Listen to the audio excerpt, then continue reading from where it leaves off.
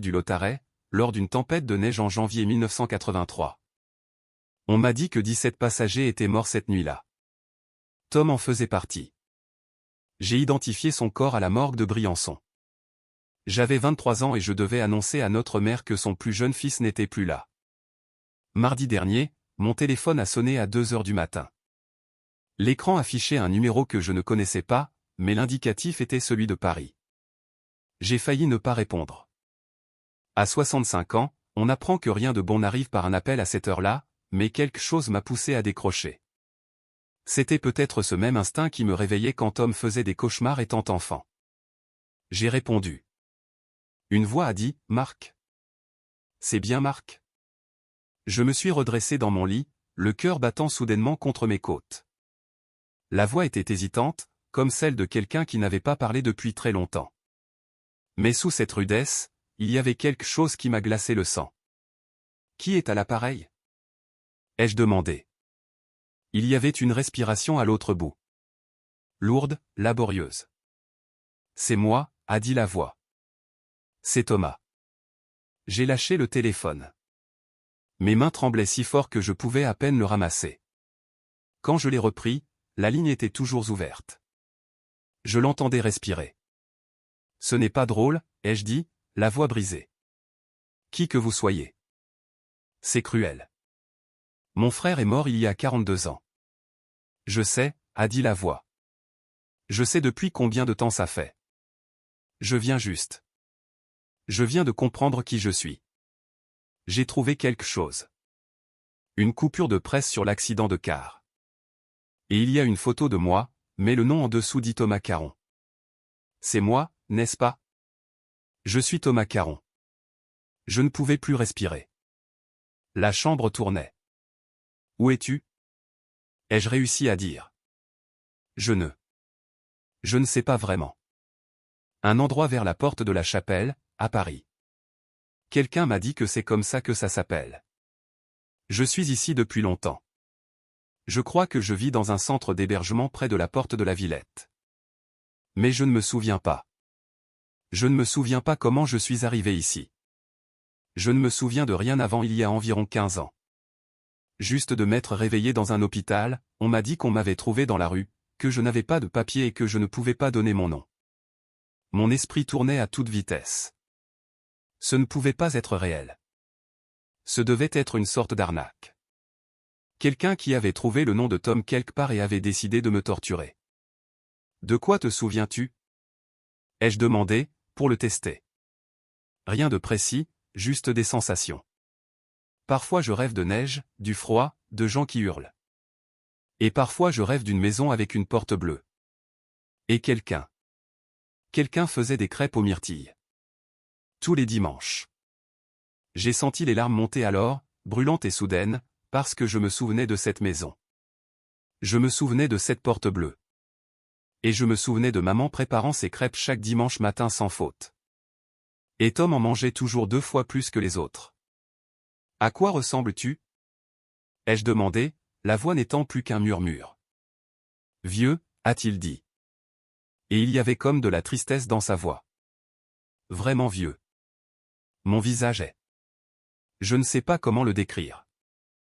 Marqué, j'imagine.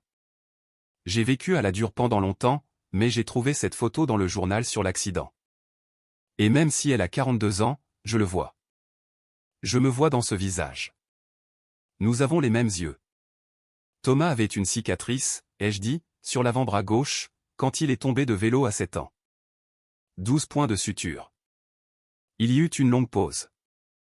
Puis, j'ai une cicatrice sur l'avant-bras gauche. Elle est vieille. Très vieille. Je n'ai jamais su d'où elle venait. Je pleurais maintenant. Je pleurais vraiment comme je n'avais pas pleuré depuis le jour où nous l'avions enterré. Donne-moi ton adresse, ai-je dit. Je viens te chercher. Je ne pense pas que tu devrais, a-t-il dit doucement.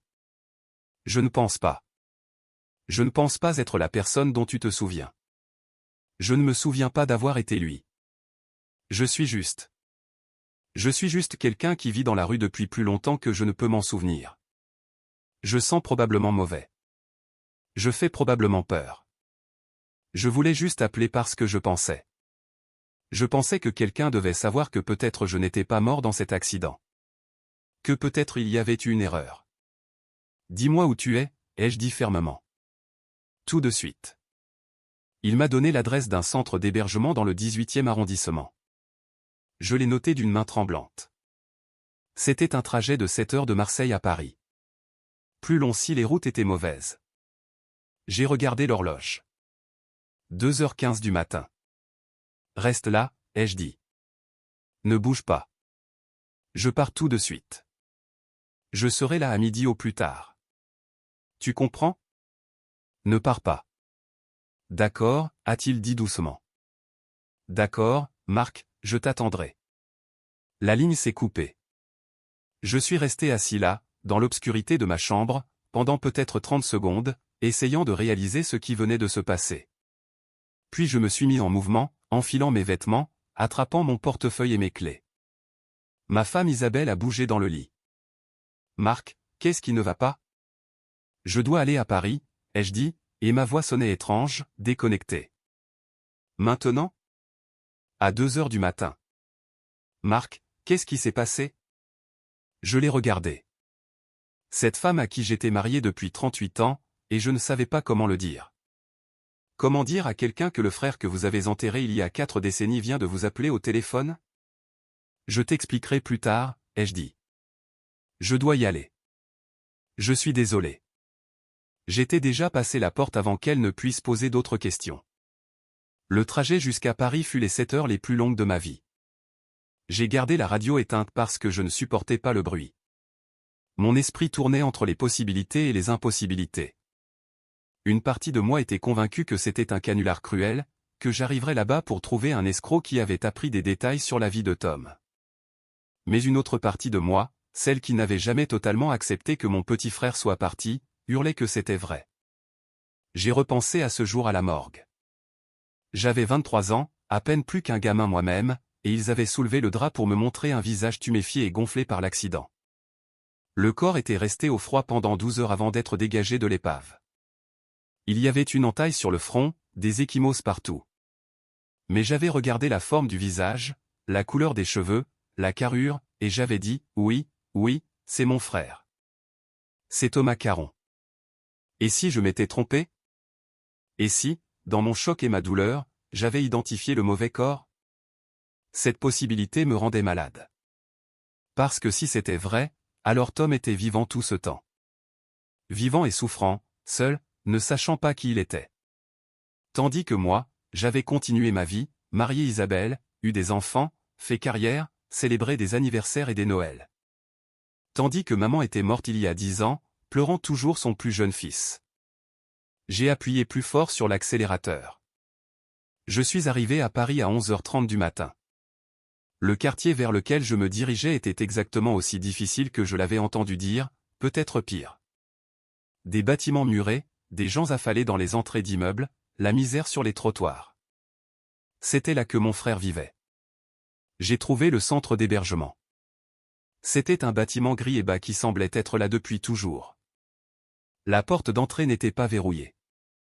À l'intérieur, ça sentait le désinfectant industriel essayant sans succès de masquer l'odeur de trop de corps non lavés dans un espace trop restreint. Une femme était assise derrière un bureau près de l'entrée. Elle a levé les yeux quand je suis entré. « Je peux vous aider ? » « Je cherche quelqu'un, » ai-je dit. Son nom est. Il ne se souvient peut-être pas de son nom, mais il m'a appelé ce matin. Il a dit qu'il logeait ici. Il aurait demandé à utiliser un téléphone vers 2 heures du matin.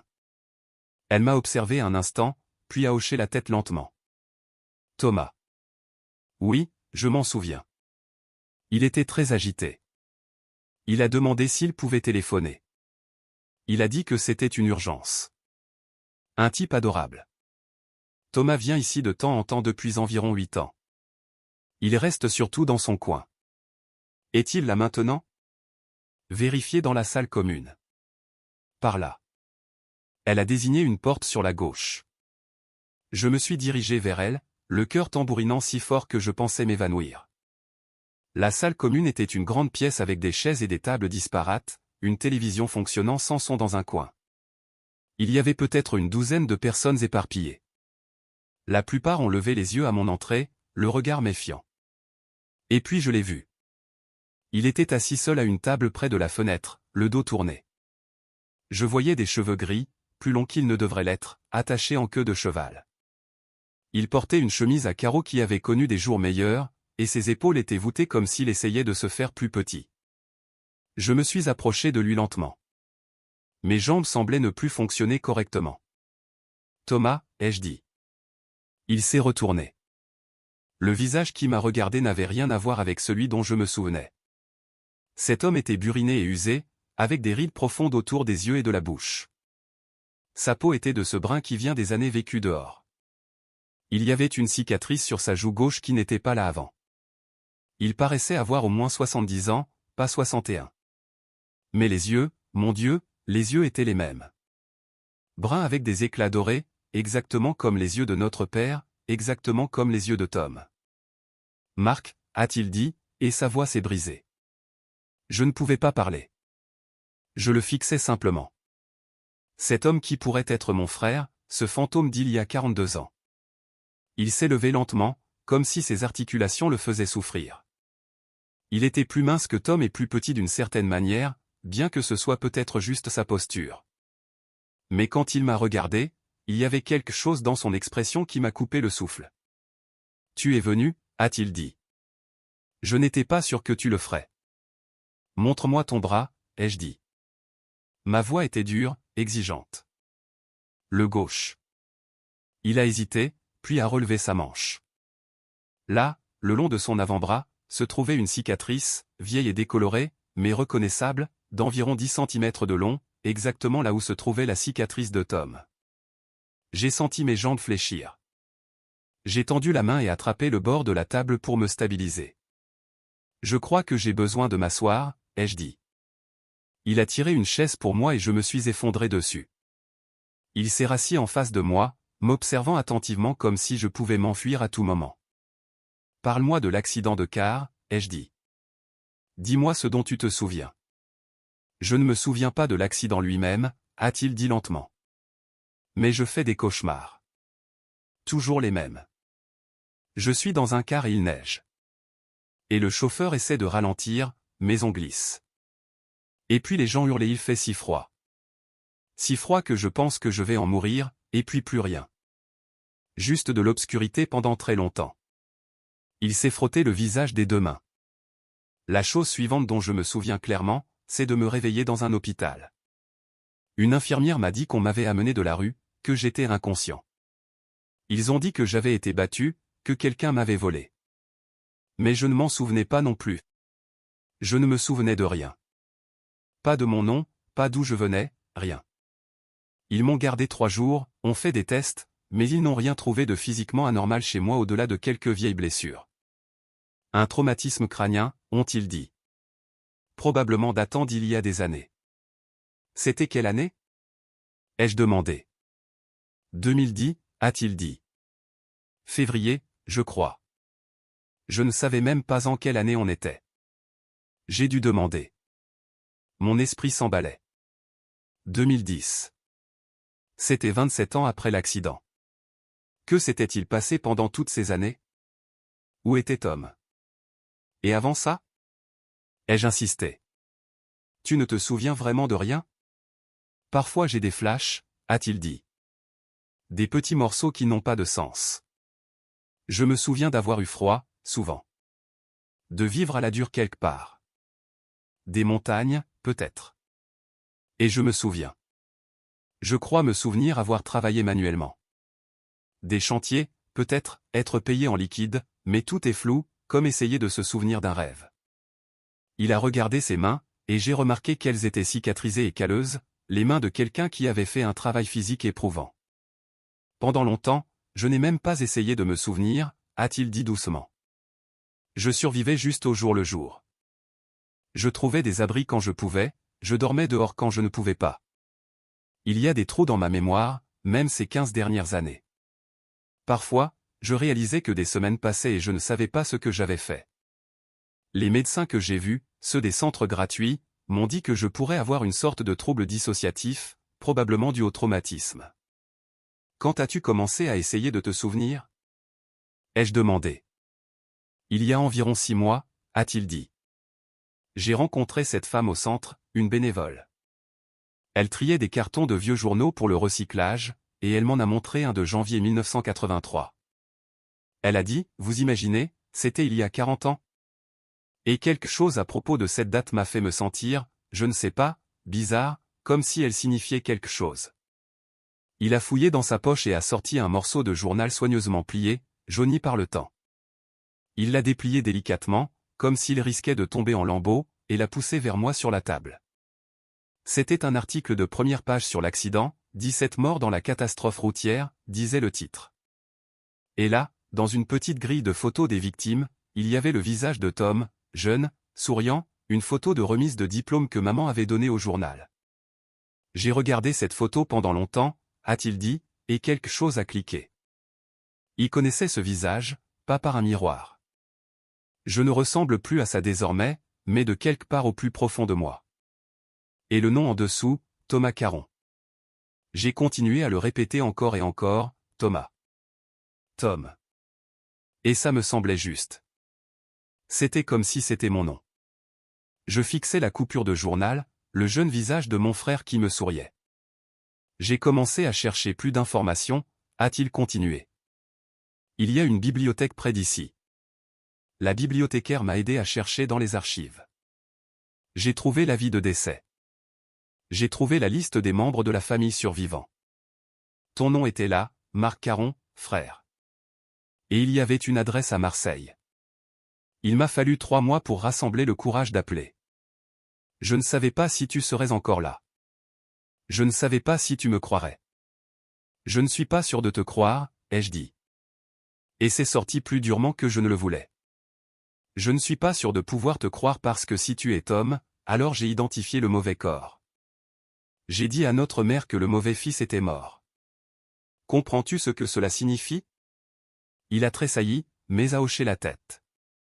Je suis désolé. Je suis tellement désolé. Je sais que c'est. Je n'arrive pas à imaginer ce que c'est pour toi. Maman est morte, ai-je dit, et j'ai senti ma voix se briser. Elle est morte il y a 10 ans.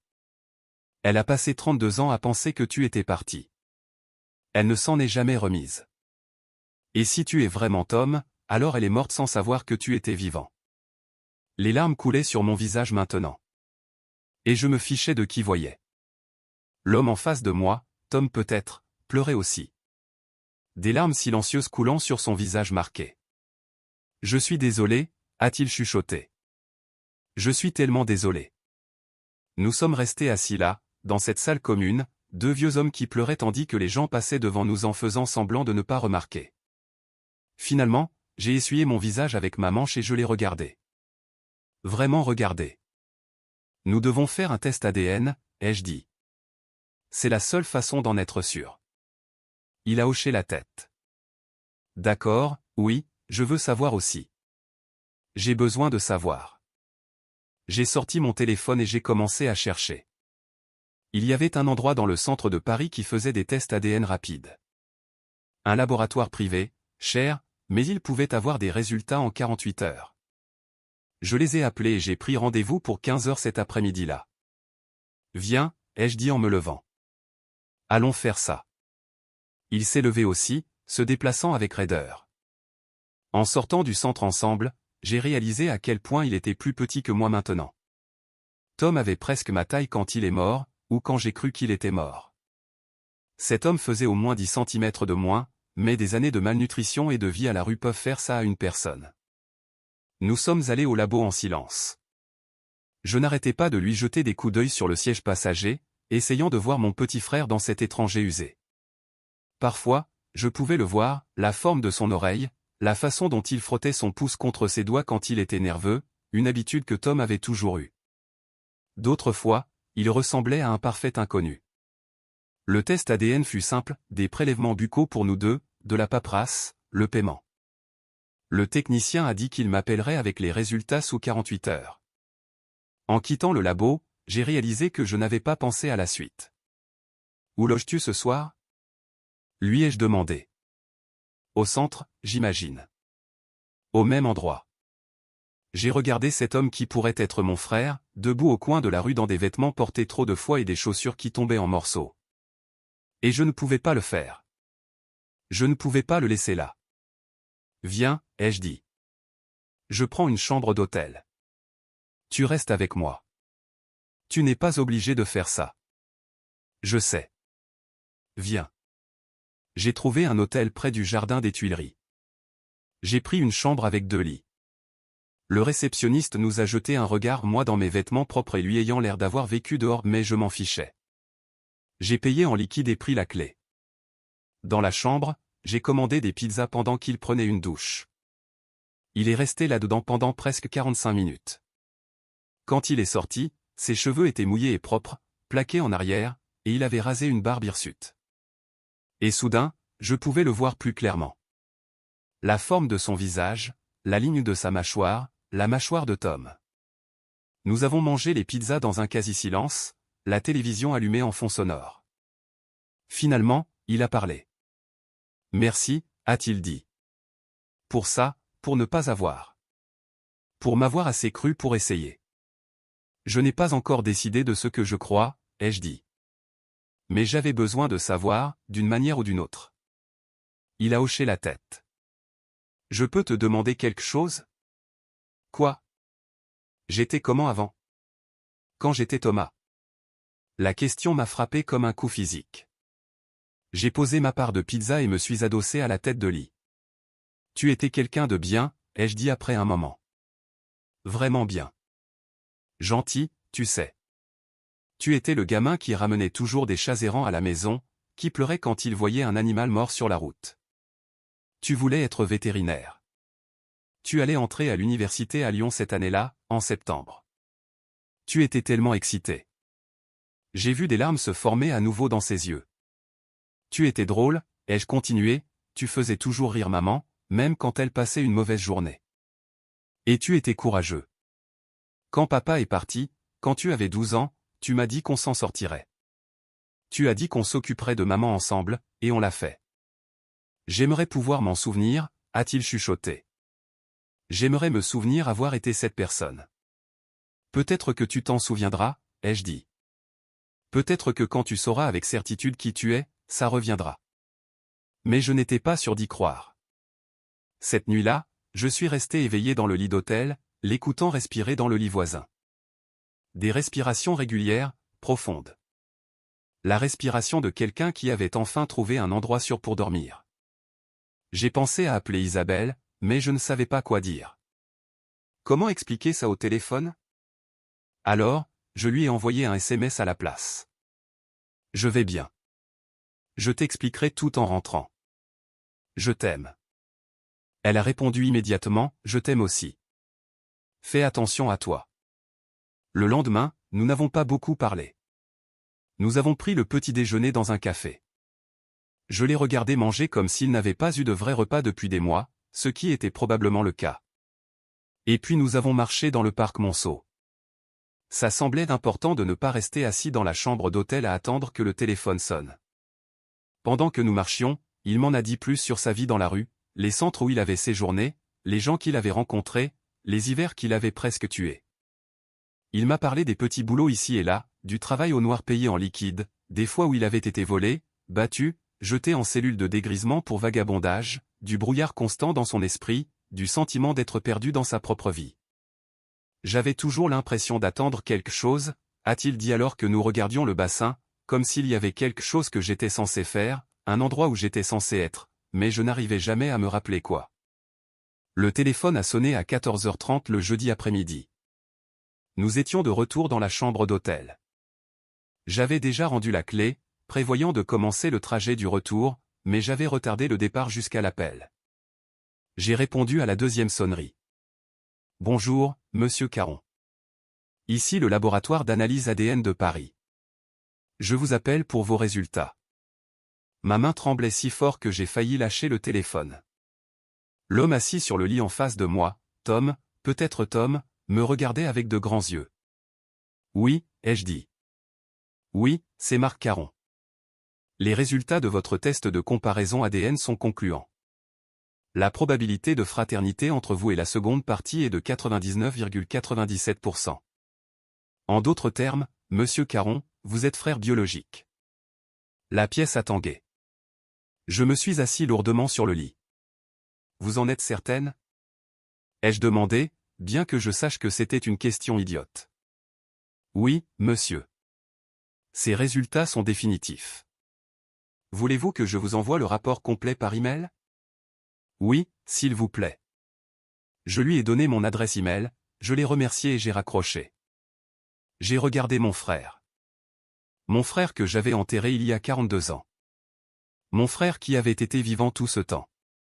C'est toi, ai-je dit. Tu es vraiment Thomas. Il a laissé échapper un son qui était à moitié un rire, à moitié un sanglot. Je suis Thomas, a-t-il répété comme s'il essayait d'y croire lui-même. Je suis Thomas Caron. Et puis nous avons recommencé à pleurer tous les deux. Et cette fois, j'ai traversé l'espace entre nous et je l'ai serré dans mes bras. Il semblait si mince, si fragile. Mais il était réel. Il était vivant. Nous sommes restés enlacés pendant un long moment. Finalement, j'ai reculé. Nous devons comprendre ce qui s'est passé, ai-je dit. Comment tu as survécu à l'accident? Où tu as été pendant tout ce temps? Je connais quelqu'un qui pourrait peut-être nous aider, a dit Tom. Il y a un médecin au dispensaire gratuit qui m'aide. Le docteur Sylvie Morel. Elle est spécialisée dans les cas de traumatisme. Elle pourrait avoir des réponses. Nous sommes allés voir le docteur Morel cet après-midi-là. C'était une femme d'une 50aine d'années avec des yeux bienveillants et la patience de quelqu'un qui avait entendu toutes les histoires possibles. J'ai tout expliqué. L'accident, l'identification, l'appel téléphonique, le test ADN. Elle a écouté sans m'interrompre, en prenant des notes. J'aimerais vous examiner, si vous êtes d'accord, Thomas, a-t-elle dit quand j'eus fini. Il a hoché la tête. Elle l'a fait s'allonger sur la table d'examen et a procédé à un examen physique complet. Elle a porté une attention particulière aux vieilles cicatrices et aux fractures guéries. Elle a utilisé une petite lampe pour vérifier ses yeux, a testé ses réflexes, a palpé son crâne. Vous avez des preuves étendues de traumatismes anciens, a-t-elle dit quand elle eut terminé. De multiples fractures guéries, côte, bras gauche, cheville droite, des cicatrices importantes sur le torse et le dos. Et il y a une dépression dans votre crâne, ici, elle a touché l'arrière de sa tête doucement, compatible avec une blessure par impact sévère. De l'accident de car? Ai-je demandé. C'est possible. Mais voici ce que je pense qu'il s'est passé, d'après ce que vous m'avez dit et ce que je vois. Elle a tiré une chaise et s'est assise, l'expression sérieuse. Je pense que Thomas a survécu à l'accident initial, mais qu'il était gravement blessé. Un traumatisme crânien, peut-être inconscient dans le chaos, la neige et l'obscurité. Il a probablement été éjecté du car. Les autres passagers qui ont survécu ont dit que c'était le chaos complet, qu'on ne voyait rien. Je pense que Thomas s'est retrouvé à l'écart de l'épave principale, peut-être dans la neige. Elle fit une pause, choisissant ses mots avec soin. Le corps que vous avez identifié, Marc, je pense que c'était un autre passager. Quelqu'un de carrure et d'âge similaire. Dans l'état où se trouvaient les corps après l'accident, après avoir été exposés au froid, avec les traumatismes faciaux, il aurait été facile de faire une erreur, surtout pour quelqu'un qui était en deuil et en état de choc. Je me sentais mal. Elle avait raison. Je savais qu'elle avait raison. Alors, qu'est-ce qui est arrivé à Thomas? Ai-je demandé. Je pense qu'il a été trouvé par quelqu'un. Peut-être un routier qui passait par là. Peut-être quelqu'un de l'un des petits villages le long de cette route. Quelqu'un qui ne l'a pas emmené à l'hôpital, soit parce qu'il était lui-même impliqué dans quelque chose d'illégal, soit parce qu'il a vu une opportunité. Un jeune homme sans mémoire, sans papier, facile à exploiter. Vous pensez que quelqu'un l'a gardé? Ai-je demandé, la voix creuse. Je pense que quelqu'un l'a utilisé, a-t-elle dit doucement. Pour de la main-d'œuvre, très probablement. Il y a des exploitations dans des zones reculées de la région, des coupes de bois illégales, des chantiers non déclarés. Ils utilisent des travailleurs qui ne poseront pas de questions, qui n'iront pas voir les autorités, des travailleurs qui ne savent même pas qui ils sont. Tom fixait le sol, ses mains serrées l'une contre l'autre. Cela expliquerait les trous dans votre mémoire, a continué le docteur Morel. Des années de traumatisme crânien non traité, d'éventuelles blessures supplémentaires, la malnutrition, l'exposition à des substances pour tenir le coup. Votre cerveau essayait de se protéger en se déconnectant. Les épisodes dissociatifs que vous avez décrits sont des réponses classiques au traumatisme.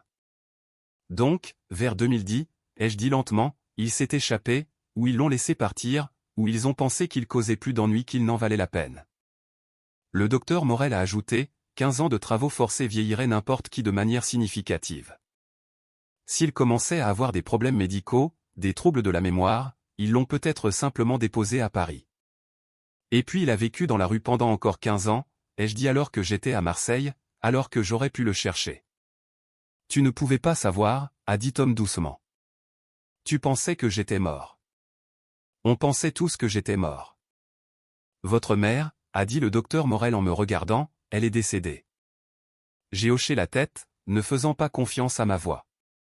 Je suis désolé, mais Marc, vous devez comprendre quelque chose.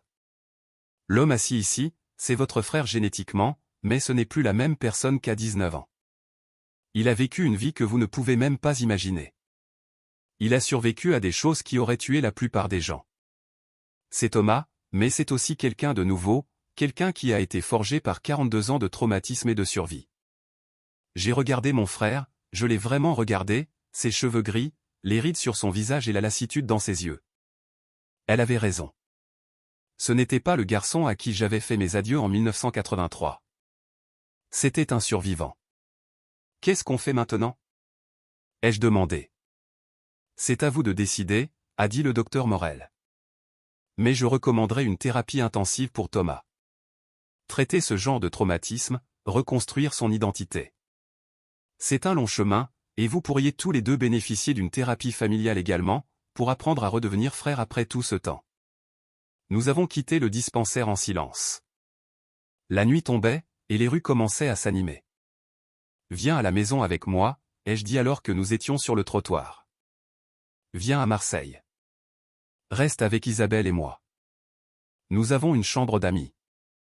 On trouvera une solution ensemble. Il m'a regardé et j'ai pu voir la peur dans ses yeux. Je ne sais pas comment être le frère de quelqu'un, a-t-il dit. Je ne sais pas comment faire partie d'une famille. J'ai été seul pendant si longtemps. Alors on apprendra, ai-je dit. Tous les deux. On trouvera le moyen. Il resta silencieux un long moment.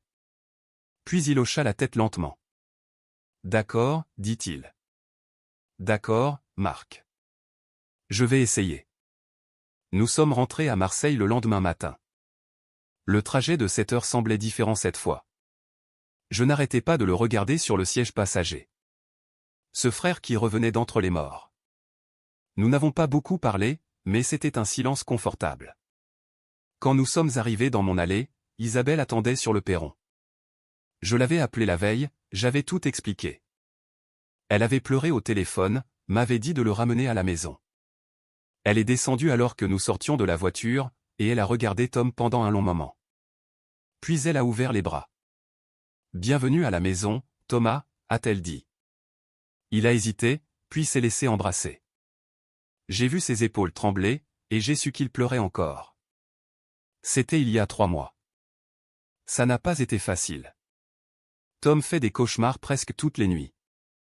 Il a du mal avec la foule, les bruits forts, le fait d'être enfermé trop longtemps.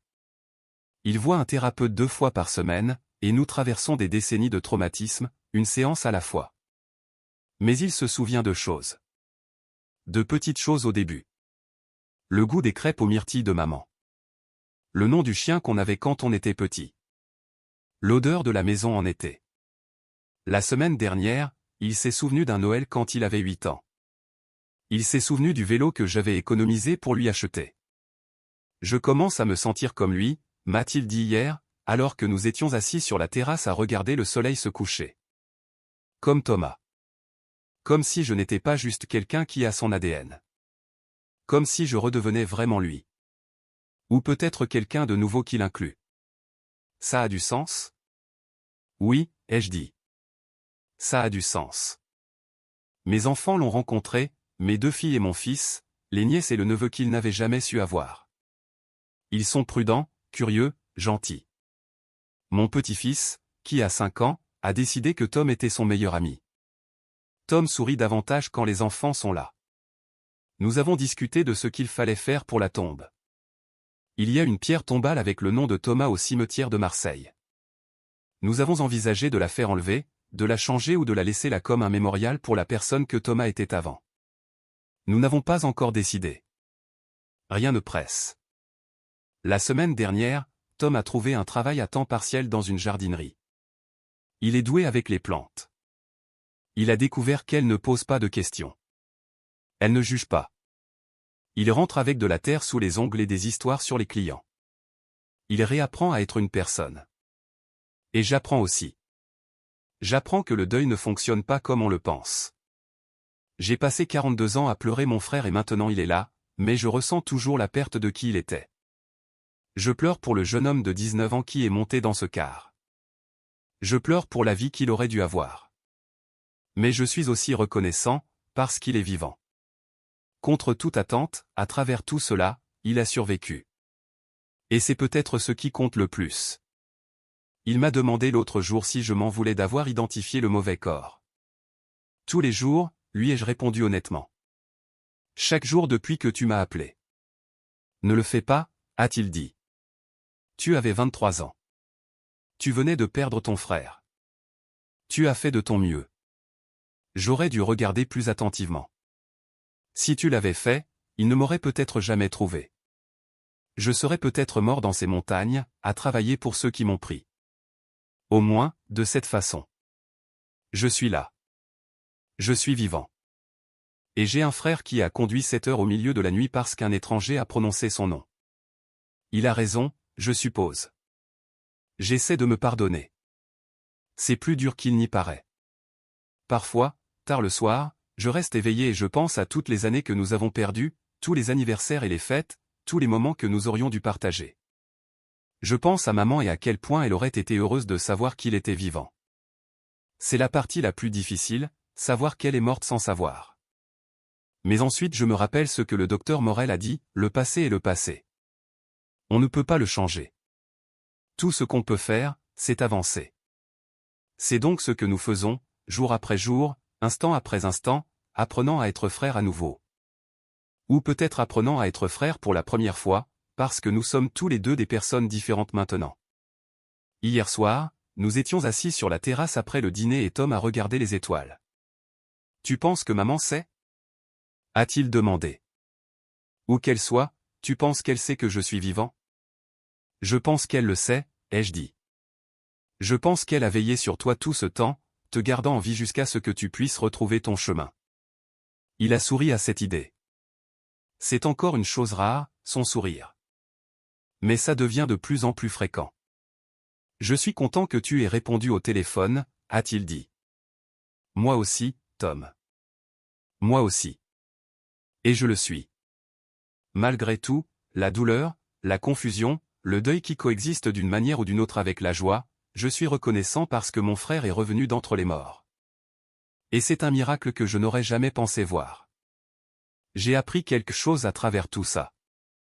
J'ai appris que l'espoir n'est pas stupide, même quand il semble impossible. J'ai appris que les gens sont plus résilients qu'on ne le croit. J'ai appris que la famille n'est pas seulement une question de souvenirs partagés. C'est le choix d'être présent, jour après jour, même quand c'est difficile. Et j'ai appris qu'il n'est jamais trop tard pour une seconde chance. Thomas se cherche encore. Il ne se souviendra peut-être jamais de tout. Il portera peut-être toujours les cicatrices de ses années perdues, mais il est là. Il est vivant. Il est à la maison. Et ça suffit. Ça suffit amplement.